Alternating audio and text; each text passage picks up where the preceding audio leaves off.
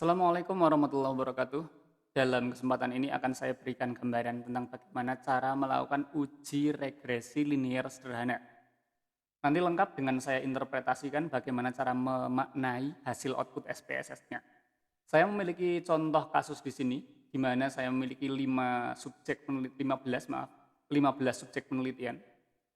Disclaimer, ini hanya sebagai contoh, jadi data yang ada di sini adalah data fiktif yang tidak, saya katakan data ini tidak proporsional, karena dalam statistik diharapkan datanya itu lebih banyak dari 30, bahkan kalau bisa 50. 15 ini hanya sebagai contoh untuk menggambarkan bagaimana membuat atau melakukan uji regresi linear, sekaligus bagaimana menginterpretasikannya. Dalam hal ini saya memiliki dua variabel independennya, variabel bebasnya adalah variabel motivasi, variabel independen, variabel bebas, variabel X ya, itu adalah motivasi, variabel dependent atau variabel terikat atau variabel Y-nya itu adalah prestasi. Saya memiliki hipotesa bahwasannya motivasi mempengaruhi prestasi dari populasi yang ada dan dari sampel yang saya pilih. Untuk membuktikan hal itu, maka dilakukanlah uji regresi linear. Namun, sebelum masuk ke situ, perlu diperhatikan bahwasanya regresi linear itu merupakan uji atau analisa yang memiliki prasyarat atau uji asumsi klasiknya. Ada uji asumsi yang harus dipenuhi dalam regresi linear. Yang pertama jelas uji normalitas. Yang kedua ada uji linearitas. Yang ketiga ada satu lagi yaitu uji heteroskedastisitas atau disebut juga homoskedastisitas atau heteroskedastisitas. Jika ketiga uji ini sudah terpenuhi, artinya datanya normal, datanya linear, datanya heteroskedastisitas, maka bisa langsung dilakukan uji regresi linear. Bagaimana kalau datanya nggak normal? Nah, nanti pembahasannya sendiri. Kalau ada data yang nggak normal, nanti bisa diperbaiki datanya atau digunakan uji regresi yang robust terhadap normalitas. Bagaimana kalau nggak linear? Nanti bisa dihapus data-data outlier misalnya. Bagaimana kalau heteroskedastisitasnya tidak terpenuhi? Nanti bisa dicari solusinya menggunakan uji pengaruh yang tidak sensitif terhadap heteroskedastisitas. Tapi kita nggak sampai ke sana. Kita asumsinya dari data yang saya punyai, data ini sudah normal, linear, dan homoskedastisitas. Artinya homogen. Artinya nilai residualnya varian dari nilai residualnya itu homogen. Anggaplah seperti itu. Maka data ini sudah bisa langsung dilakukan uji regresi linear. Maka pastikan sebelum uji regresi linear dilakukan, sederhana ya, uji regresi linear sederhana dilakukan. Sedikit gambaran lagi nanti biar nggak bingung. Regresi linear itu ada dua, ada yang namanya uji regresi linear sederhana, ada juga yang namanya uji regresi linear berganda. Ini berbeda. Kalau sederhana itu hanya ada variabel X dan Y. Satu variabel independen dan satu variabel dependent. Kalau berganda itu biasanya variabel independennya banyak, ada X1, X2, X3 misalnya, atau sampai X2 pun sudah termasuk berganda. Dan juga variabel dependent satu yaitu Y. Jadi 3 variabel independen misalnya mempengaruhi satu variabel, atau 2 variabel independen mempengaruhi satu variabel dependen, itu juga sudah masuk ke regresi berganda. Dalam hal ini berarti yang saya lakukan itu adalah yang sederhana. Kenapa? Karena hanya ada satu variabel X dan ada satu variabel Y. Variabel X-nya motivasi belajar, variabel Y-nya adalah prestasi belajar. Dalam regresi linear sederhana, maka perlu untuk melakukan 3 asumsi ini. Normalitas, linearitas, heteroskedastisitas. Kalau 3 hal ini sudah terpenuhi semua, maka bisa langsung dilakukan uji atau analisa regresi linear sederhana. Langkahnya cukup mudah, tinggal analyze, lalu regression, lalu linear. Analyze, regression, linear. Analyze, regression, linear, klik. Lalu kita, ini saya kembalikan dulu.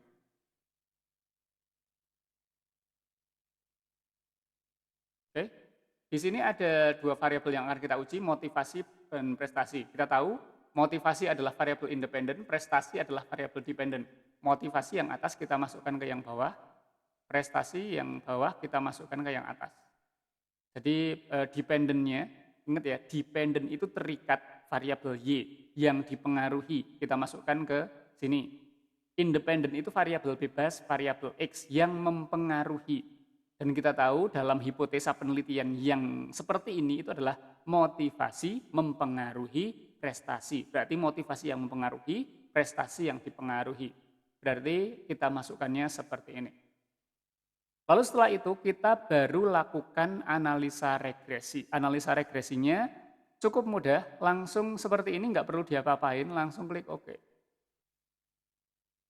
Kita lihat outputnya. Scrolling, oke. Akan muncul 5 tabel. 1, 2, 3, 4, 5. 5 tabel ini perlu kita interpretasikan. Yang pertama, di sini ada variabel enter, ya. Jadi ada motivasi belajar dan juga prestasi belajar siswa, ya. Motivasi belajar siswa metodenya enter. Oke. Model summary. Nah, ini model summary-nya. Lalu ada ANOVA table, ada koefisien, dan juga ada residual statistik. Oke. Ini untuk gambarannya, kita akan interpretasikan mulai dari yang model summary. Model summary di sini ada R square, adjusted R square, standard error of the estimate, ya. Kita akan interpretasikan yang ini dulu. Yang pertama adalah tentang R dan juga R square. Interpretasinya seperti ini. Jadi interpretasi itu ada 3 yang paling minimal untuk diinterpretasikan dalam uji analisa regresi linear. Yang pertama adalah koefisien determinasi atau yang dikenal dengan R dan R square. R square itu kalau dalam bahasa matematikanya R kuadrat gitu, R dengan ada angka 2 di atas. Tapi kalau di dalam tulisan, tulis saja R square. Koefisien determinasi. Koefisien determinasi itu R square-nya, atau saya tambah lagi lah. Koefisien atau indeks saja, indeks korelasi dan koefisien determinasi. Indeks korelasi itu simbolnya R, koefisien determinasi simbolnya R square. Apa itu indeks korelasi? Indeks korelasi adalah indeks yang menyatakan kekuatan hubungan dari 2 variabel yang diuji. Berarti dalam hal ini kita bisa langsung lakukan di sini. Lihat di sini.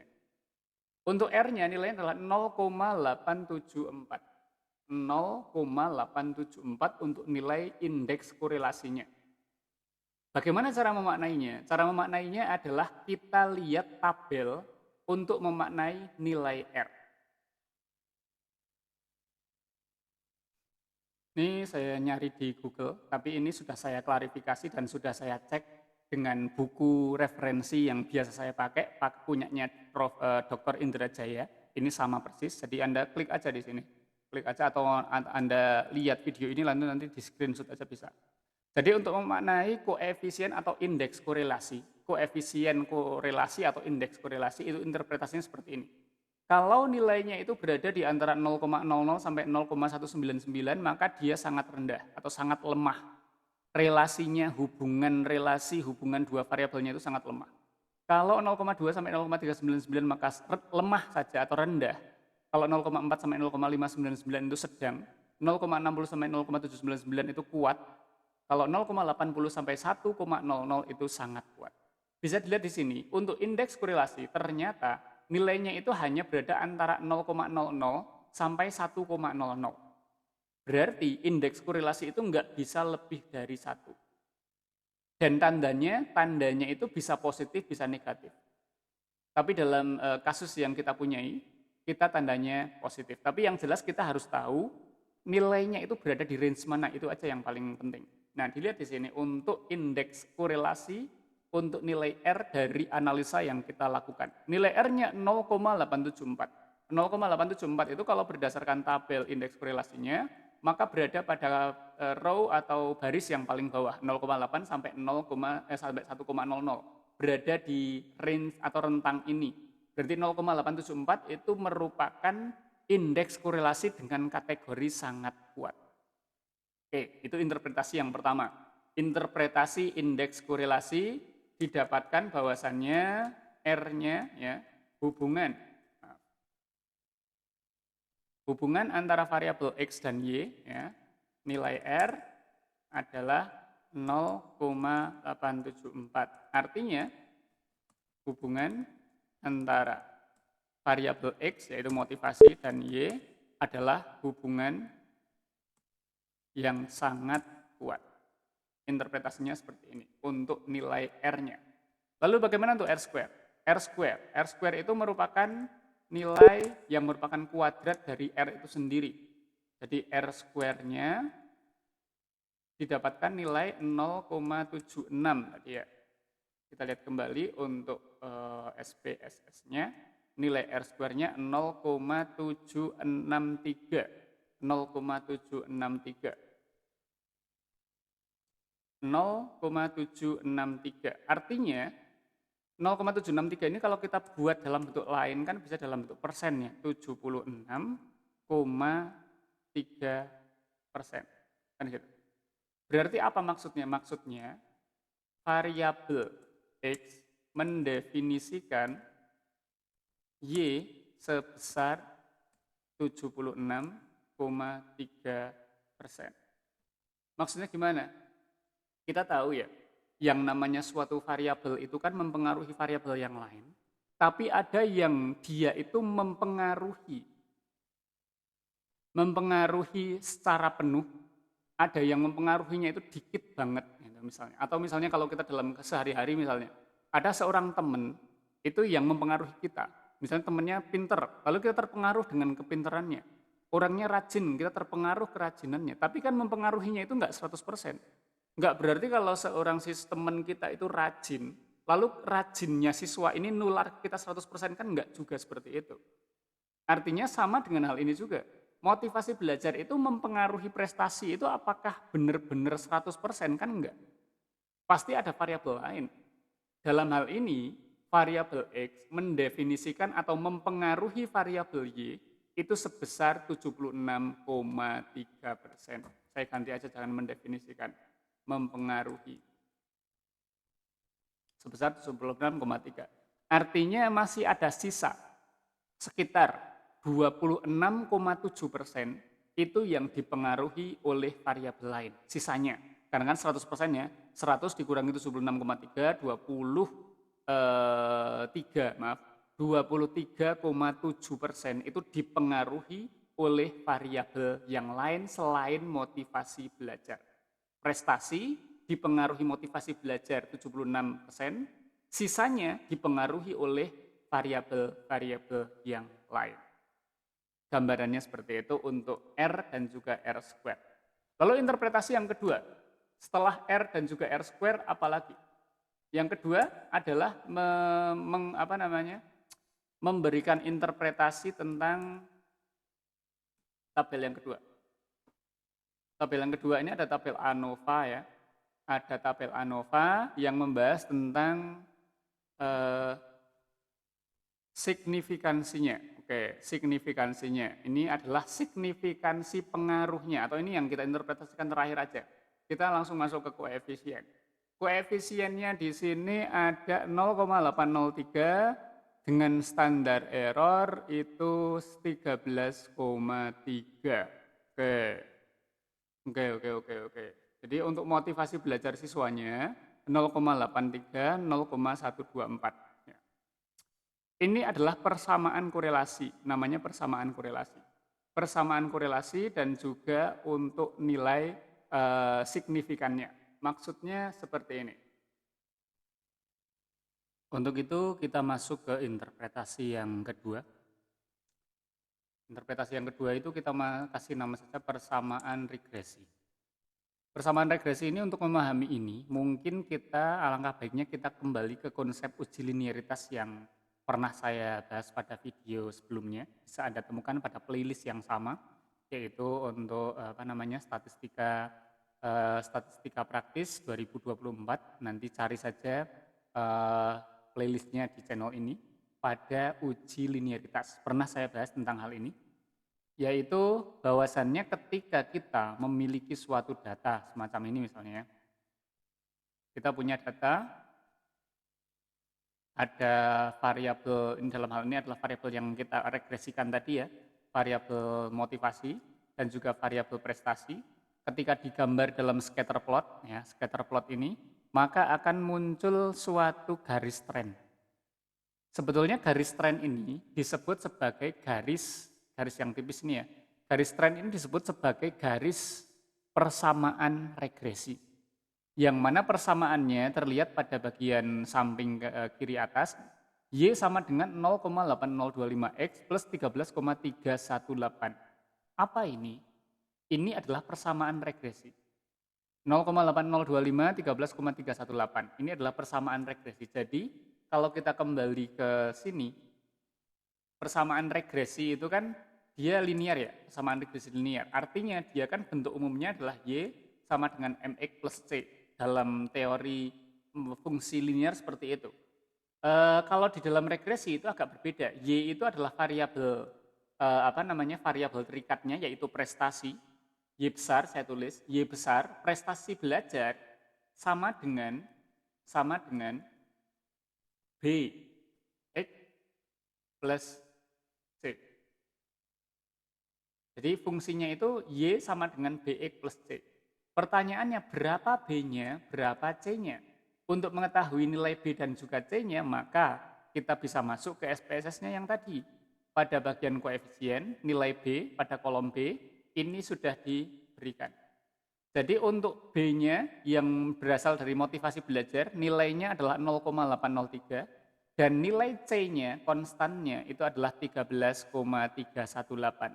Sehingga kalau kita lihat di sini, pada SPSS maupun Excel, itu menunjukkan angka yang sama. 803 ya, sama 13,318. Bisa dilihat di Excel-nya, di scatter plot-nya pun demikian. 8,025 yang kalau dibulatkan menjadi 803 plus 13,318. Jadi inilah persamaan regresinya.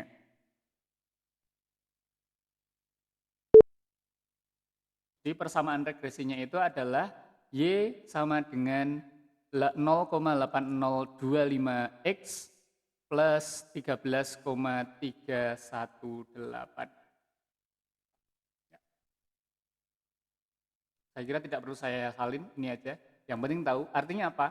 Y, prestasi belajar, itu untuk mencarinya bisa dengan memberikan nilai X pada sebelah sini. Maka nanti akan diprediksi nilai, nilai prestasinya. Contoh misalnya di sini.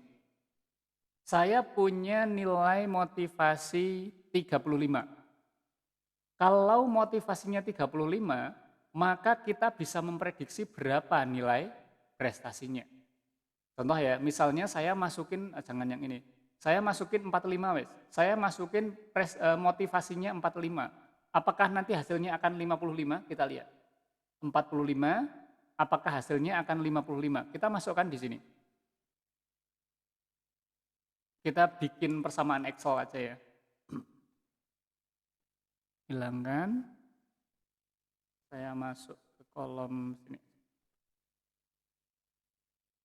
Jadi kan Y itu cara mencarinya adalah sama dengan BX ya. B itu berarti nilai ininya, nilai motivasinya. Misalnya tadi 45. Nilai 45 kita masukkan di sini. 45 dikali B-nya itu nilainya kan 0,8025 ya, kali 45. Itu seperti itu ditambah 13,318. Jadi untuk mencari Y kita bisa memasukkan nilai X. Itu yang dimaksud dengan yang dimaksud dengan bagaimana persamaan regresi ini Y sama dengan 0,803 X plus 13,318 ini merupakan persamaan regresi yang sedang kita cari. Karena apa? Ketika nilai 45 dimasukkan ke sini, maka nilai Y-nya bisa diprediksi. Jadi kita enter, didapatkan nilai 49,43. Y-nya kalau berdasarkan persamaan regresi 49,4. Kita lihat di sini. Kalau 45 di sini 55. Loh kok beda, Pak? Seharusnya kan 49. Kalau 45 maka Y-nya 49. Kenapa di sini 55? Seperti yang dulu pernah saya bahas pada uji linearitas. Persamaan regresi yang diliniarkan dalam suatu garis tren lurus itu tidak akan sama persis dengan observasinya. Artinya apa? Ini hanya prediksi. Makanya di SPSS itu ada yang namanya STD error di samping kanannya. Nilai misalnya ya kita berbicara tentang konstannya. Konstannya 13,3 tapi errornya juga ada ini. Error itu maksudnya gimana? Plus minus maksudnya gimana? Dia bisa naik 8, bisa turun 8. Begitu pula untuk motivasi belajarnya dari 0,803 bisa naik menjadi ditambah 0,124 bisa turun dikurangi 0,124. Jadi error itu kayak semacam toleransi. Ada toleransi ketidaktepatan. Jadi nilai B-nya itu bisa naik turun sebesar 0,124, nilai C-nya, konstannya bisa naik sebesar 0,8273. Sehingga kalau kita rumuskan, kita tuliskan dalam dalam tabel ya 0,82 atau 0,82 sama 0,83 sama 0,12 ya. Itu kalau kita gambarkan atau interpretasikan berarti persamaannya itu adalah Y sama dengan B-nya tadi adalah 0,8025 X itu variabel ya, plus C. C-nya adalah 13,318. Dengan keterangan, dengan toleransi kesalahan error sebesar untuk B-nya ya, untuk B-nya untuk B sebesar berapa tadi? 8,2 ya, 8,2 dan untuk C-nya maaf kebalik. Ini sebesar 0,12 maaf, 0,12 dan untuk C itu sebesar, dan ini plus minus ya, sebesar plus atau minus 0,12 dan untuk nilai C-nya itu sebesar plus minus berapa tadi? 8,2. Jadi persamaan regresinya seperti ini dengan toleransi kesalahan sebesar ini. Sehingga wajar kalau misalnya kita masukkan nilai X pada motivasi belajar di sini, ternyata hasilnya tidak sesuai dengan prestasi belajar. Kalau ditanya, Pak, fungsinya persamaan regresi itu untuk apa? Fungsinya itu sangat krusial. Jadi regresi linear itu salah satu fungsinya adalah untuk memberikan forecasting atau peramalan. Kita tahu di sini datanya itu kan hanya data sampel. Data sampelnya hanya 15 orang. Dengan data sampel yang 15 orang, itu apakah kita bisa memprediksi untuk siswa yang lain? Jawabannya bisa. Kalau misalnya persamaan regresinya reliabel dan dapat diandalkan. Contoh misalnya, saya ingin meramalkan kondisi Indonesia. Kondisi Indonesia misalnya berkaitan antara variabel X terhadap Y. Saya sudah merumuskan persamaan regresinya. Padahal saya hanya meneliti 100.000 orang.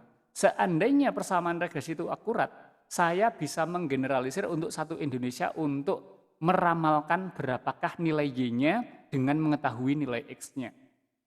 Jadi persamaan regresi itu digunakan untuk meramalkan, untuk memforecasting, untuk menduga, mengestimasi nilai Y dengan nilai X yang telah diketahui. Seperti itu. Itu interpretasi yang kedua tentang persamaan regresi. Untuk secara garis besar bisa ditulis sendiri ya, gambaran-gambarannya dan lain sebagainya. Interpretasi yang ketiga adalah signifikansi. Signifikansi dari persamaan regresinya atau dari model regresinya. Signifikansi pengaruh saya katakan. Maksudnya gimana? Maksudnya apakah variabel X mempengaruhi variabel Y secara signifikan.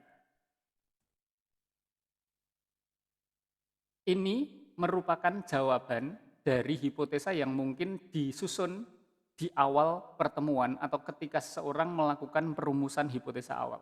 Jadi dalam uji pengaruh itu kan pasti punya hipotesa awal. Hipotesa awalnya kan biasanya apakah variabel X dengan variabel Y berhubungan dengan kuat dan hubungannya signifikan atau enggak. Nah, untuk menjawab itu maka kita akan jawab pada poin yang ketiga ini.